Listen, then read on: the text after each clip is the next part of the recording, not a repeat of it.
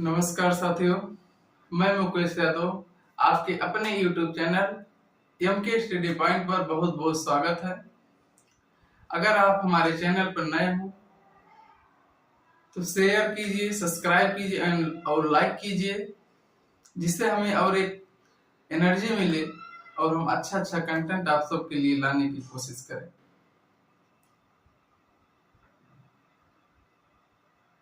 देखते हैं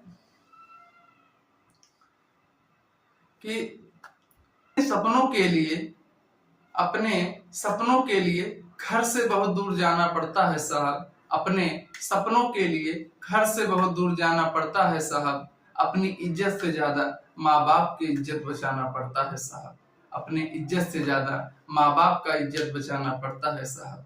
आखिर हम स्टूडेंट हैं साहब, आखिर हम स्टूडेंट हैं साहब। आंख में आंसू कितना भी हो, आंख में आंसू कितना भी हो, छिप कर मुस्कुराना पड़ता है साहब, छिप कर मुस्कुराना पड़ता है साहब। अब देखते हैं आज जो उपराष्ट्रपति शुरू होता है और उपराष्ट्रपति में किस अनुच्छेद में शामिल किया गया है। पदेन सभापति क्यों कहा जाता है, इसका त्यागपत्र कब दिया जाता है, कार्यकाल क्या होता है, इसका निर्वाचन विधि क्या है, सब एक एक करके आज देखते हैं। शुरू होता है और देखते हैं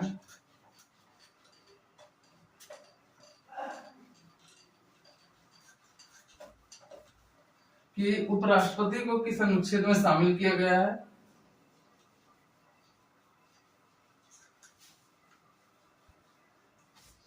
देखिए शुरू करते हैं। उपराष्ट्रपति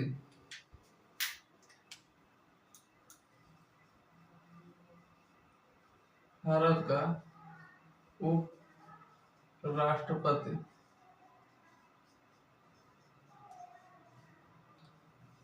अब उपराष्ट्रपति में देखते हैं किस अनुच्छेद में शामिल किया गया है।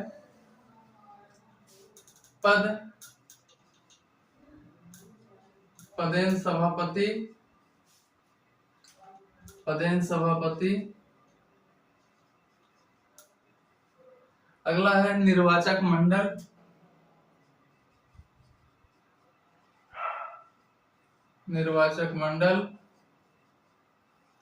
उसके बाद योग्यता देखते हैं, योग्यता। फिर निर्वाचन विधि इनकी देख लेते हैं, निर्वाचन विधि क्या है, किस विधि से निर्वाचित किया जाता है।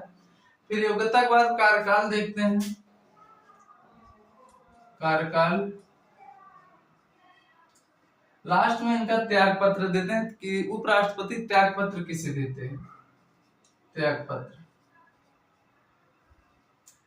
अब इन्हीं बिंदुओं पर देखते हैं और इस पर पूरा समझते हैं कि क्या क्या इसमें प्रावधान किया गया है। देखिए राष्ट्रपति का पद का उल्लेख अनुच्छेद 63 में किया गया है, अनुच्छेद 63 में किया गया है और कहा गया है कि भारत के एक राष्ट्रपति होंगे, भारत के उपराष्ट्रपति पद का उल्लेख किया गया है, उल्लेख किया गया है। उसके बाद देखते हैं कि पदेन सभापति किसे कहा जाता है। तो अनुच्छेद 64 में यह प्रावधान किया गया है कि उपराष्ट्रपति को राज्यसभा का पदेन सभापति कहा जाता है, राज्यसभा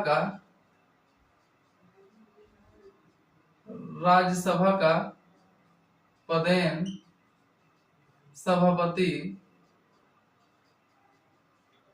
उपराष्ट्रपति को कहा जाता है, उपराष्ट्रपति को कहा जाता है। अनुच्छेद 64 में इसका उल्लेख किया गया है।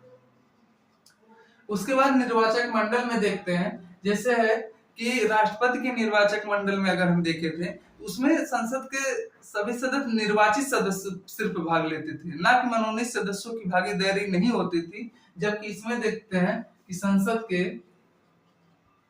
संसद के सभी सदस्य की भागीदारी होती है,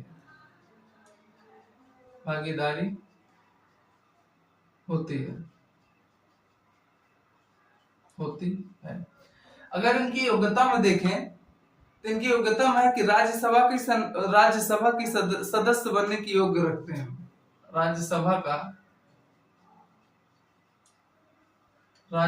का सदस्य बनने की योग्यता रखते हैं।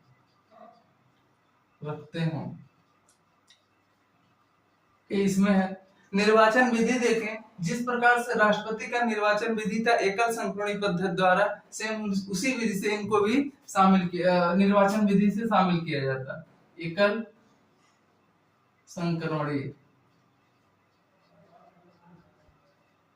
विधि द्वारा। कार्यकाल देखें तो सामान्यतः इनका भी कार्यकाल 5 वर्ष होता है। त्याग पत्र उपराष्ट्रपति किसे देते हैं? तो राष्ट्रपति को देते हैं। राष्ट्रपति को त्याग पत्र देते हैं।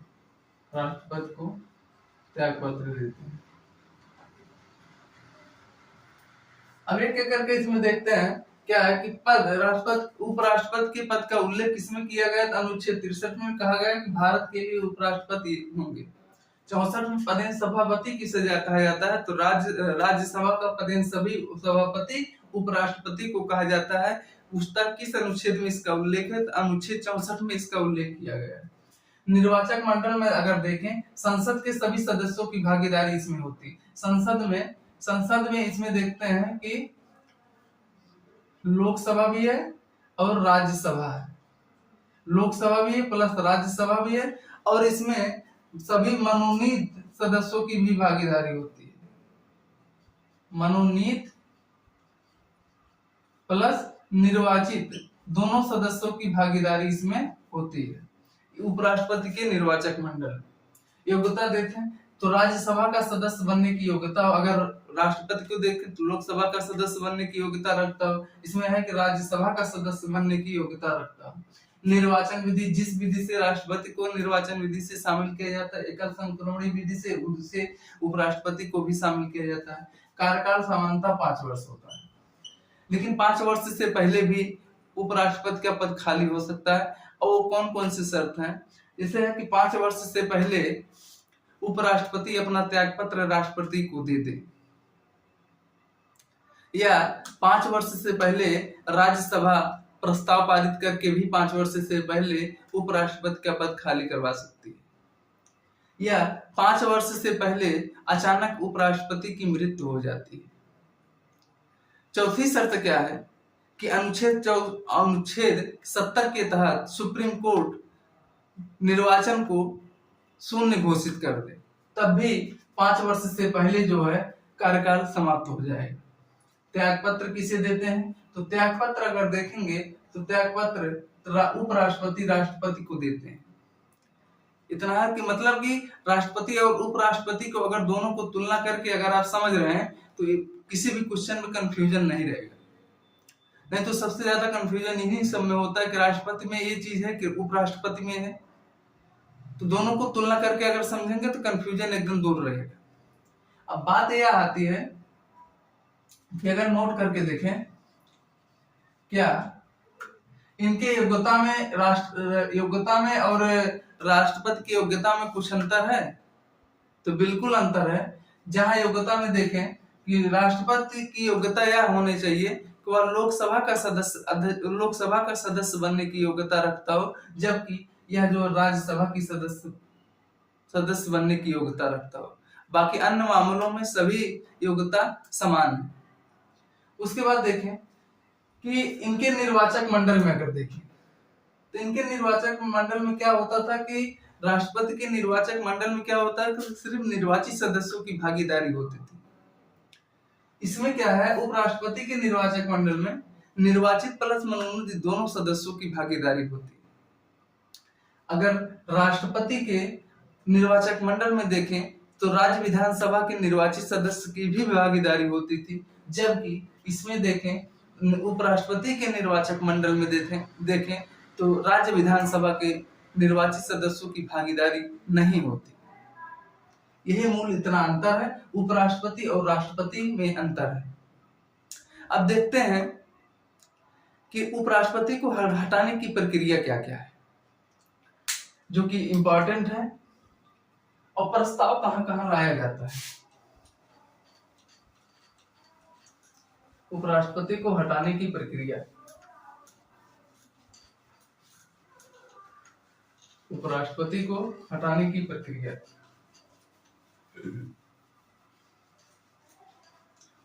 अगर उपराष्ट्रपति के हटाने की प्रक्रिया, उपराष्ट्रपति को हटाने की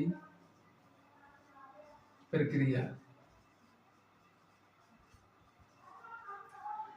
इसमें देखते हैं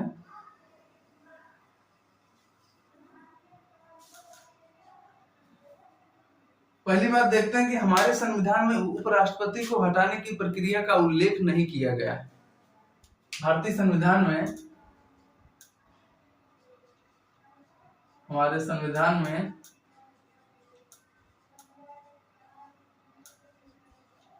उपराष्ट्रपति को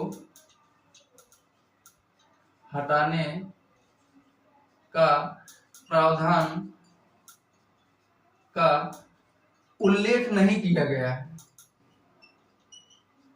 उल्लेख नहीं किया गया, नहीं किया गया। अब देखते हैं उपराष्ट्रपति को हटाने के लिए प्रस्ताव कहां लाया जाएगा, हटाने का प्रस्ताव कहां लाया जाएगा। अगली बात देखते हैं कि हटाने का प्रस्ताव कहां लाया जाएगा, कहां लाया जाएगा। इसमें देखते हैं, संसद हो गया, क्या संसद में लाया जाता है उपराष्ट्रपति को हटाने के लिए प्रस्ताव, या राज्य विधानमंडल में लाया जाएगा, राज्य विधान मंडल में लाया जाएगा। तो देखिए इसमें जरूरी क्या है कि उपराष्ट्रपति को हटाने का प्रस्ताव जो है राज्य विधानमंडल में नहीं लाया जाएगा, जबकि संसद में लाया जाता है। और संसद में दोनों होते हैं, एक होते हैं लोकसभा, एक होते हैं राज्यसभा। तो इसमें इंपॉर्टेंट है, उपराष्ट्रपति को हटाने का प्रस्ताव लोकसभा में नहीं लाया जाता है बल्कि राज्यसभा में लाया जाता है। सबसे इंपॉर्टेंट बात है कि लोकसभा में नहीं लाया जाता है बल्कि राज्यसभा में हटाने के लिए प्रस्ताव लाया जाता है। और राज्यसभा को 14 दिन पूर्व सूचना भी देनी होती है। राज्यसभा को 14 दिन पूर्व उपराष्ट्रपति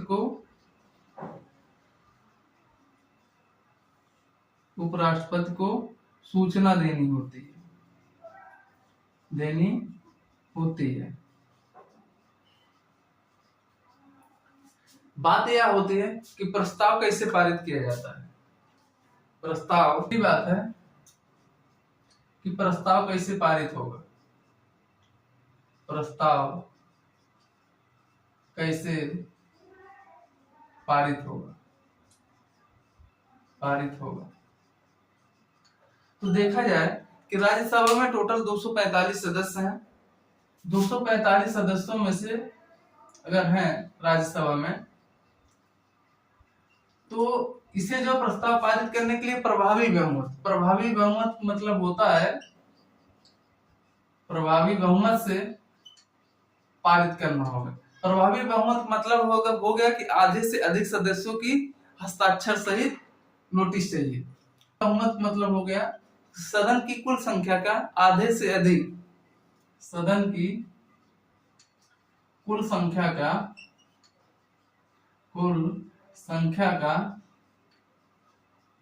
आधे से अधिक यानी कि 123 सदस्यों का हस्ताक्षर अनिवार्य है। हस्ताक्षर अनिवार्य होगा। अगर 123 सदस्यों का हस्ताक्षर अनिवार्य होगा तो प्रस्ताव पारित माना जाएगा। अगली बात है क्या है कि किस बहुमत से प्रस्ताव को पारित करना होगा? प्रभावी बहुमत से। प्रभावी बहुमत मतलब होता है कि सदन की कुल संख्या का आधे से अधिक सदस्य अर्थात 123 सदस्यों का हस्ताक्षर अनिवार्य होगा। जैसे 245 सदस्य हैं, 245 का आधे से अधिक लगभग हो रहा है कि 123 सदस्यों का हस्ताक्षर अनिवार्य होगा। चौथी बात इसमें आती है, क्या इसमें लोकसभा का क्या प्रस्ताव पारित करने में लोकसभा की अनुमति चाहिए? क्या प्रस्ताव पारित करने में लोकसभा का अनुमति चाहिए?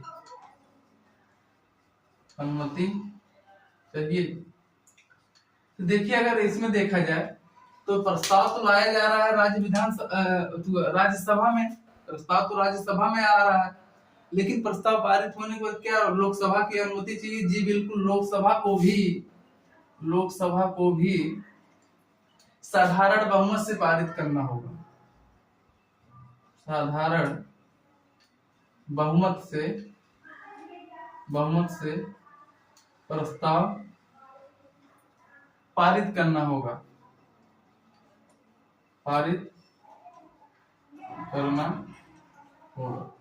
प्रस्ताव पारित हो जाएगा तो उपराष्ट्रपति को अपना त्यागपत्र देना होगा। या जो हटाने की प्रक्रिया देख लीजिए, हमारे संविधान में अगर देखें तो हमारे संविधान में उपराष्ट्रपति को हटाने की प्रक्रिया का उल्लेख नहीं किया जाता है, लेकिन अगर ऐसा हो रहा तो हटाने का प्रस्ताव कहाँ लाया जाएगा? संसद में लाया जाता है, राज्य विधानमंडल में नहीं लाया जाता। और संसद में लोकसभा है, राज्यसभा है, तो लोकसभा में प्रस्ताव नहीं लाया जाता है, राज्यसभा में प्रस्ताव लाया जाता है। और राज्यसभा को 14 दिन पूर्व उपराष्ट्रपति को सूचना दे दी जाती है। बात यह आती है क्यों राज्यसभा में लाया जाता है? तो अनुच्छेद 64 में उल्लेख किया गया है, उपराष्ट्रपति राज्यसभा का पदेन सभापति होते हैं, इसलिए राज्यसभा में प्रस्ताव लाया जाता है।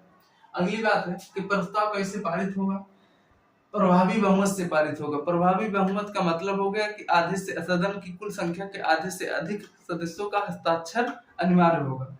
अगर प्रस्ताव पारित हो गया, प्रस्ताव पारित होने के बाद क्या लोकसभा की भी अनुमति चाहिए? जी बिल्कुल, लोकसभा को भी साधारण बहुमत से प्रस्ताव पारित करना होगा। प्रस्ताव पारित होने के बाद उन्हें अपना त्यागपत्र देना होगा। अब आगे बात आती है कि इसमें कि उपराष्ट्रपति का कार्य क्या क्या है, तो देखते हैं।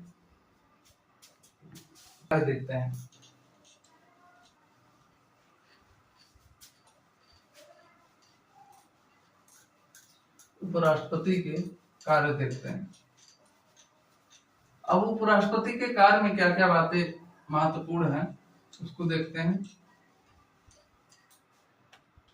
उपराष्ट्रपति के कार्य, उपराष्ट्रपति का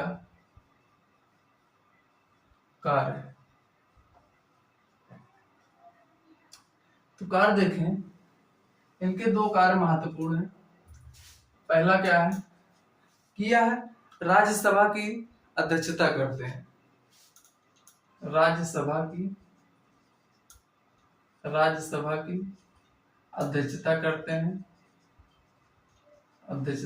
हैं। दूसरी बात यह है, दूसरा इनका कार्य अगर देखें तो दूसरा कार्य इनका क्या है कि राष्ट्रपति की अनुपस्थिति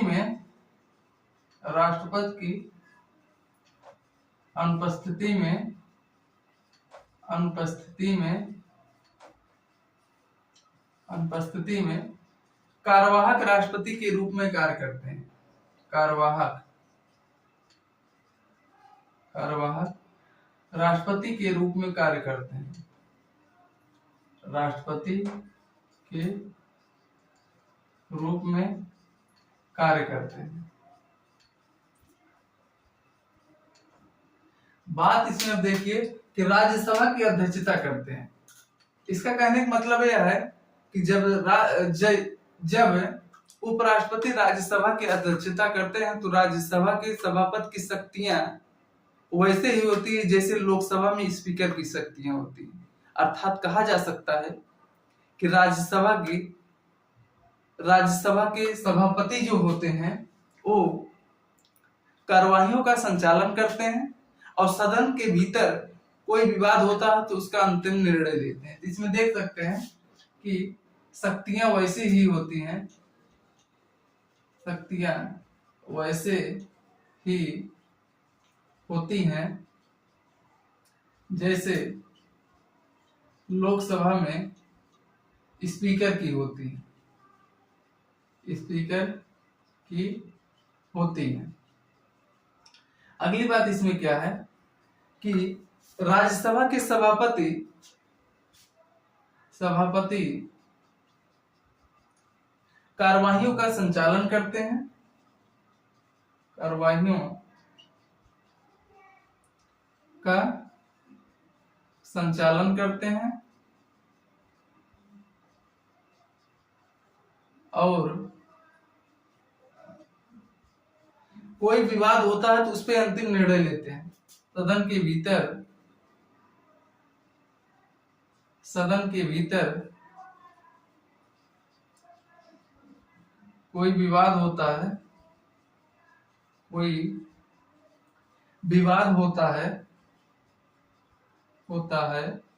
तो अंतिम निर्णय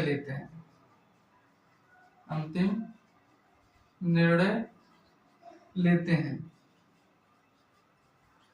देख लेते हैं क्या क्या है कि राज्यसभा की अध्यक्षता करते हैं। अध्यक्षता का मतलब हो गया कि जब उपराष्ट्रपति राज्यसभा की अध्यक्षता करते हैं तो सभापति के रूप में इनकी वही शक्तियां होती है जो लोकसभा में स्पीकर की शक्तियां होती है, अर्थात वो सभापति की कार्यवाहियों का संचालन करते हैं और अगर सदन के भीतर कोई विवाद उत्पन्न हो रहा है तो उस पर अंतिम निर्णय लेते हैं। यही जो है इनकी कार्य है। अगला कार्य है कि राष्ट्रपति की अनुपस्थिति में कार्यवाहक राष्ट्रपति के रूप में उपराष्ट्रपति कार्य करते हैं और जब कार्यवाहक राष्ट्रपति के रूप में उपराष्ट्रपति कार्य करते हैं इनकी शक्तियां उस समय उपराष्ट्रपति की शक्तियां वेतन, भत्ता और विशेषाधिकार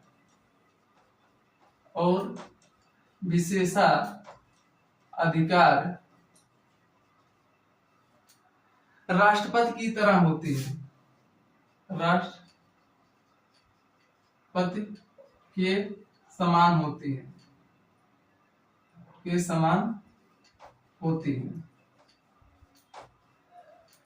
कार्यवाहक राष्ट्रपति के रूप में, राष्ट्रपति के रूप में अगर उपराष्ट्रपति कार्य कर रहे हैं, जब कार्यवाहक राष्ट्रपति के रूप में उपराष्ट्रपति कार्य कर रहे हैं तो उसमें उपराष्ट्रपति की शक्तियां जो होगा, उनका वेतन जो होगा, उनका भत्ता जो होगा और उनको जो विशेषाधिकार शक्तियां प्राप्त होंगी सब राष्ट्रपति के समान ही होती है। इसमें अगली एक बात और जोड़ा गया है कि अगर राष्ट्रपति और अनुच्छेद 70 में उल्लेख किया गया है, पीछे बताए थे, अनुच्छेद 70 में इसका उल्लेख किया गया है कि अगर राष्ट्रपति और उपराष्ट्रपति दोनों का पद रिक्त हो तो उस समय उन शक्तियों का प्रयोग कौन करेगा, इसका उल्लेख संसद कानून बनाकर प्रावधान कर सकती है। और संसद ने 1969 में प्रावधान बनाया और कहा इसमें कि अगर राष्ट्रपति और उपराष्ट्रपति दोनों का पद रिक्त है तो उस समय सुप्रीम कोर्ट के मुख्य न्यायाधीश कार्यवाहक राष्ट्रपति के रूप में कार्य कर सकते हैं, कार्यवाहक राष्ट्रपति के रूप में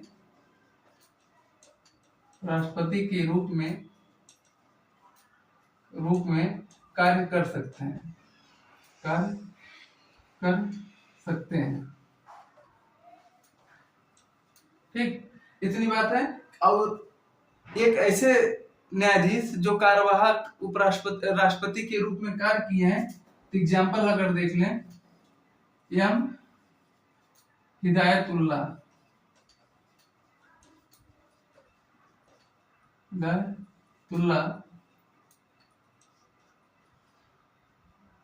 एक ऐसे न्यायाधीश थे जो इसके कार्यवाहक के रूप में कार्य किए। ठीक, तो पहला बात क्या है, अगर कार्य में देखें तो वैसी शक्ति, अगर राज्यसभा की अध्यक्षता के रूप में देखते हैं तो शक्तियां वैसी ही होती हैं जैसे लोकसभा में स्पीकर की होती हैं। दूसरी बात क्या है, सभापति कार्यवाहियों का संचालन करते हैं, उसके बाद अगर कोई विवाद होता है तो उस पर अंतिम निर्णय लेते हैं। अगले है कि राष्ट्रपति की अनुपस्थिति में उपराष्ट्रपति कार्यवाहक राष्ट्रपति के रूप में कार्य करते हैं, तो उस समय उनकी शक्तियां क्या होती हैं, कार्यवाहक राष्ट्रपति के रूप में अगर उपराष्ट्रपति कार्य कर रहे हैं तो उनकी शक्तियां, वेतन, भत्ता और उनकी विशेषाधिकार जो शक्तियां प्राप्त है सब राष्ट्रपति के समान ही होगी। अगली बात, अनुच्छेद 70 में यह भी उल्लेख किया गया है कि अगर राष्ट्रपति और उपराष्ट्रपति दोनों का पद रिक्त हो तो उस समय पद में कार्यवाहक के रूप में कौन कार्य करेगा। तो इसके लिए इसके लिए 1969 में संसद कानून बना सकती है, और 1969 में संसद कानून बनाया और यह व्यवस्था कर दिया कि अगर उपराष्ट्रपति और राष्ट्रपति दोनों का पद रिक्त है तो उस सिचुएशन में जो सुप्रीम कोर्ट का मुख्य न्यायाधीश होगा वो कार्यवाहक के रूप में कार्य कर सकता है। ऐसे एग्जाम्पल देखने, एम हिदायतुल्लाह एकमात्र न्यायाधीश थे जो कार्यवाहक के रूप में कार्य किए।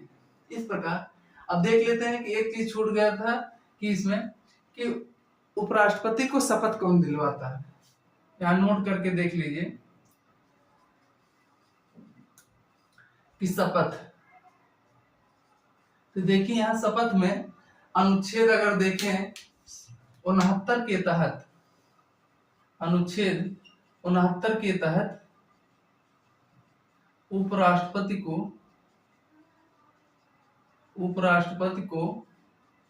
राष्ट्रपति शपथ दिलाते हैं। इस प्रकार से आज आपका जो है उपराष्ट्रपति पूर्ण रूप से समाप्त हुआ। और इसको वीडियो के 1-2 बार देख लीजिए, जहां दिक्कत होगी एकदम क्लियर हो जाएगा। ठीक।